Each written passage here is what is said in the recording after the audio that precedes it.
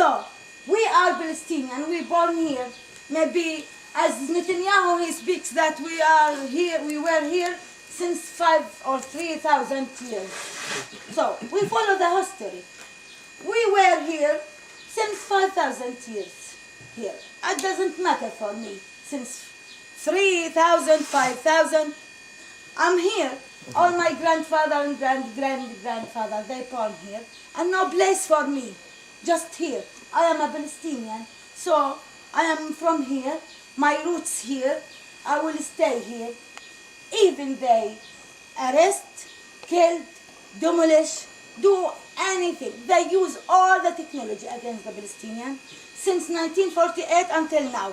They want to reach one point that all the Palestinian people go outside Palestine and they have the dream that they find this land without people. But it's not true, because we are here since 62 years until now. There is a Palestinian. There isn't just the Jew in Palestine. There is another people who live. I know that when you go to Tel Aviv and Haifa and inside in Jerusalem, you can't imagine or that there is another people who live here.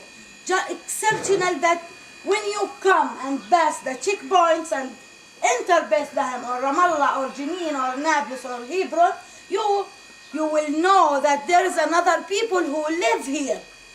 Not just the Jew who live here or the Israelian who live in Israeli state. No, there is another people. They have rights. They are people. They want to live.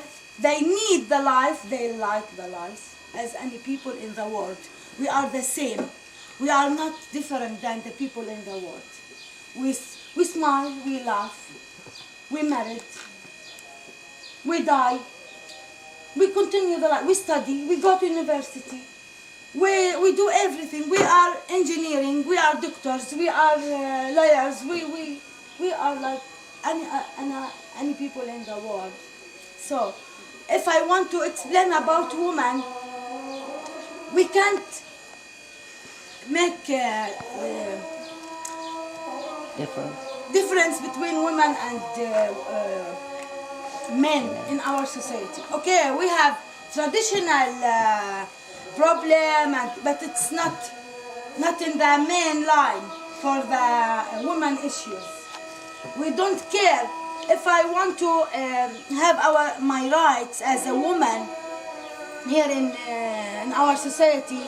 But when the soldiers come and destroyed my house or arrest my husband, I will be responsible. So I will be in the same line with my husband. So I can't, in this moment, just thinking about my rights, about violence against women, about the rape, about. When the soldier come and destroyed my house and I come in the street with all my children and my husband, so it's nothing for my rights. When I will start, when we have our freedom, our state, we will start. Maybe we start after in the parliament to speak about the rights of women, but it's not enough, because we have occupation. Until now we have occupation. We are not free. If I want to go to the checkpoint, maybe my family, they prevent me to go to Birzeit University to study, because the checkpoints, the soldiers in the checkpoints, they beating me and they spelling bad words against me. When my family heard that the soldiers use these words or beating me in front all over the people and maybe get off my clothes, so they will prevent me to go to university. So there is occupation. So they stop even my education to continue my dream. Maybe before 25 years, I want to study a doctor. But my family, they are poor, and they don't want from me to go outside Bethlehem. They want me just to stay in Bethlehem, not in Ramallah. But even I am struggling against my family to go to Ramallah to study dietitian. I go, but I can't go to study doctor. Like the men, but like the boy, the young. A lot of people, they prefer that their children not to go to Pt2 or Abu Dis University. Just there's a choice in Bethlehem University or Quds Open University, and they don't want this choice, but they have to study here because they couldn't go or pass through the checkpoints. Here in the camp, we have a solidarity between us in the camp. Okay. When the woman lose her son, we have to go to support her, even by words.